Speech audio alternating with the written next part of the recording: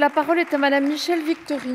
Merci Madame la Présidente. Monsieur le Ministre, notre système de santé, et particulièrement celui de la santé scolaire, est touché par une grave inadéquation entre objectifs et moyens.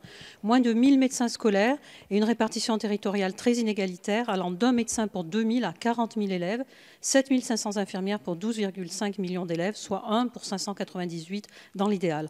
En conséquence, seulement 57% des enfants ont eu un examen de santé pratiqué par un médecin ou un infirmier en 2015, une situation qui pénalise les enfants de milieux défavorisés et les 3 millions d'enfants pauvres pour qui l'école reste le seul lieu d'accès aux soins et au dépistage de troubles souvent liés à l'échec scolaire.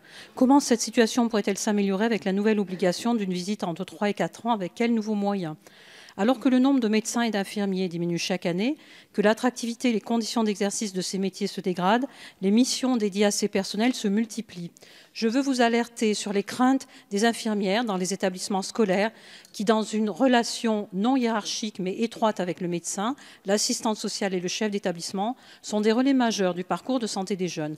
En 2015, la loi de refondation de l'école avait redéfini leur mission et tenté d'adapter la politique de santé scolaire à l'évolution de la société. Les infirmières ont effectué 15 millions de consultations à la demande des élèves. C'est sur eux que repose principalement la promotion de la santé. Leur mission d'accueil, d'écoute et de suivi est absolument essentielle. 80% des jeunes qui ont recours à la médecine scolaire ne présentent pas de symptômes cliniques, ce qui en dit long sur le rôle relationnel que jouent aussi ces personnels de santé. Ils assurent des soins, participent aux prescriptions des PAI en lien avec les équipes, assurent la coordination des élèves en situation de handicap avec l'MDPH, suivent les enfants dépistés dès les 6 ans, interviennent pour les urgences, les problèmes de maltraitance, ceux liés au handicap. Ils ont une véritable expertise que nous devons valoriser tout en leur offrant des possibilités de formation supplémentaires.